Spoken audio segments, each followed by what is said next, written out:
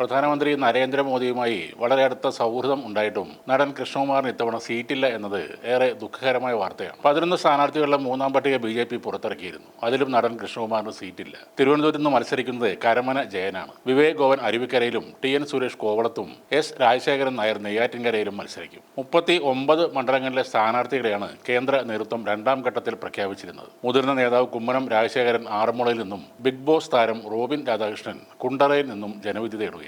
തിരുവനന്തപുരം മണ്ഡലത്തിൽ തോറ്റ കൃഷ്ണകുമാർ വട്ടിയൂർക്കാവാണ് നേരത്തെ ഉന്നം വെച്ചിരുന്നത്. അമിത്ഷാ പങ്കെടുത്ത ഒരു മീറ്റിംഗിൽ തനിക്ക് ഈ സീറ്റ് തരണമെന്ന് അദ്ദേഹം പരസ്യമായി ചോദിക്കുകയും ചെയ്തിരുന്നു. എന്നാൽ മുരളീധര പക്ഷം കൃഷ്ണകുമാറിനെ ശക്തമായി എതിർത്തിരുന്നു എന്ന് വേണം മനസ്സിലാക്കാൻ. 2016 തിരുവനന്തപുരത്ത് മത്സരിച്ച് ക്രിക്കറ്റ് താരം ശ്രീശാന്ത് ആയിരുന്നു. 5 വർഷത്തിന് ശേഷം ജയിച്ച് കാണിക്കാം എന്ന് പറഞ്ഞുകൊണ്ട് ആ സീറ്റ് വാങ്ങിയ കൃഷ്ണകുമാറിന് വെറും 232 വോട്ടിന്റെ വർധനവ് മാത്രമാണ് ഉണ്ടാക്കാൻ കഴിഞ്ഞത്. കൃഷ്ണകുമാർ സാധാരണ പ്രവർത്തകർക്കൊപ്പം ബൂത്ത് തലത്തിൽ പ്രവർത്തിക്കാൻ തയ്യാറായിരുന്നില്ലെന്നും അന്ന് ആരോപണങ്ങൾ ഉണ്ടായിരുന്നു. ലോക്സഭാ ഇലക്ഷനിൽ കൊല്ലം സീറ്റിൽ BJP വക്താവ് സന്ദീപ് വചസ്പതിയെ വെട്ടിയാണ് കൃഷ്ണകുമാർ സ്ഥാനാർത്ഥിയായിരുന്ന ആരോപണവും ഇപ്പോൾ സജീവമായിട്ടുണ്ട്. വട്ടിയൂർക്കാവിൽ തന്നെ മത്സരിപ്പിച്ചാൽ നിയമസഭയിൽ ഒരു BJP MLA ഉറപ്പാണെന്നാണ് പല ചടങ്ങുകളിലും പല ചാനലുകളിലും കൃഷ്ണകുമാർ പറഞ്ഞിരുന്നത്. കഴിഞ്ഞ നിയമസഭാ തെരഞ്ഞെടുപ്പിൽ തിരുവനന്തപുരം മണ്ഡലത്തിൽ മത്സരിക്കാൻ ഇറങ്ങിയപ്പോഴും അദ്ദേഹം ഇതുതന്നെയാണ് പറഞ്ഞത്. വട്ടിയൂർക്കാവ് മണ്ഡലത്തിൽ ഇപ്പോൾ നടക്കുന്നത് എന്തായാലും ശക്തമായ ഒരു രാഷ്ട്രീയ പോരാട്ടമാണ്. ശ്രീലേഖയെ ഇറക്കി മണ്ഡലം പിടിക്കാൻ BJPയും പ്രശാന്തിനെ വീണ്ടും വിശ്വസിച്ച് CPM-ഉം കേരളത്തിൽ എവിടെയും വിജയപ്രതീക്ഷയുള്ള സ്ഥാനാർത്ഥി എന്ന ലേബലിൽ K മുരളീധരനെ കൊണ്ടുവന്ന കോൺഗ്രസും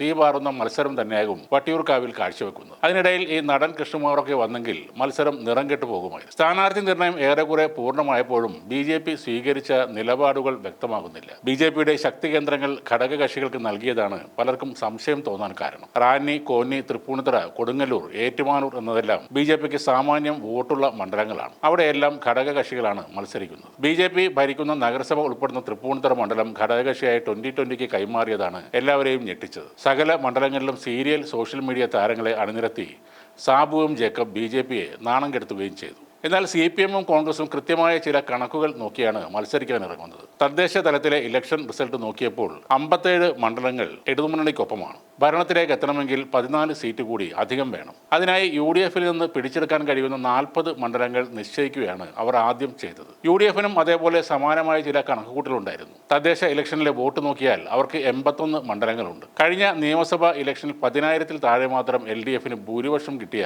30 മണ്ഡലങ്ങൾ അവരും കണക്ക് കൂട്ടി വെച്ചിട്ടുണ്ട്. എന്നാൽ കൃത്യമായ പ്ലാനൊന്നും ഇല്ലാതെ ഇറങ്ങുന്ന BJP 6 മുതൽ 10 വരെ സീറ്റുകൾ നേടുമെന്നാണ് പറയുന്നത്. പക്ഷേ ശക്തമായ പോരാട്ടം നടക്കുമ്പോൾ അത് 3-ലേക്ക് ചുരുങ്ങുമെന്നാണ് രാഷ്ട്രീയ നിരീക്ഷകരുടെ കണക്കുകൂട്ടൽ. ഈ തെരഞ്ഞെടുപ്പിൽ NDA ഒരു ഗംഭീരമായ മുന്നേറ്റം കാഴ്ചവെക്കുമോ എന്നൊരു ഭയം ഇടതിനും വലതിനും ഉണ്ടായിരുന്നു. പക്ഷേ 2020 പോലെ ഒരു കമ്പനി മുതലാളി നടത്തുന്ന പാർട്ടിയെ മുന്നണിയിൽ എടുക്കുകയും വാരി വലിച്ചവർക്ക് സീറ്റുകളും കൊടുത്തപ്പോൾ കാര്യങ്ങൾ ആകെ മാറി മറിയുകയായിരുന്നു. BJPക്ക് ശക്തിയുള്ള പല മണ്ഡലങ്ങളും 2020 കൊടുത്തപ്പോൾ രാഷ്ട്രീയ ബോധം ഇല്ലാത്ത രണ്ടാംകിട സെലിബ്രിറ്റികൾ ാണ് കൂടുതലും മത്സരിപ്പിക്കുന്നത്. എല്ലായിടത്തും മത്സരത്തിന് മുന്നേ തോൽവി ഉറപ്പിച്ച ഒരു കൂട്ടരാണിവർ. അതേസമയം 2020-ലേക്ക് പോകാതെ താൻ BJPക്ക് ഒപ്പമാണെന്ന് പറയാൻ ധൈര്യം കാണിച്ച ഒരു അസാധ്യ സെലിബ്രിറ്റിയെയും BJP സ്ഥാനാർത്ഥിയാക്കിയിട്ടുണ്ട്. അല്ലെങ്കിൽ തന്നെ സ്വതവേ അലറി വിളിച്ചുകൊണ്ടാണ് എല്ലാ കാര്യങ്ങളും പുള്ളിക്കാരൻ പറയുന്നത്. ഇപ്പോൾ ഒരു വാളൊക്കെ കൊടുത്ത് BJP അങ്ങോരെ ഒരുക്കി വിട്ടിട്ടുണ്ട്. കുണ്ടറ വിളംബരം നടത്തുന്നത് പോലെ കഴിഞ്ഞ ദിവസം കുണ്ടറയിൽ അദ്ദേഹം തന്റെ പര്യടനം തുടങ്ങിയിരുന്നു. റോബിൻ രാധാകൃഷ്ണന്റെ ആ പ്രകടനം കണ്ടിട്ട് കൂടെ നിൽക്കുന്നവർ എന്താണ് ചിരിക്കാത്തത് എന്ന് പലരും ചോദിച്ചു പോകും. എന്നാൽ റോബിന്റെ കയ്യിലിരിക്കുന്ന ആ കൊടുവാൾ കണ്ടിട്ട് തന്നെയാണ്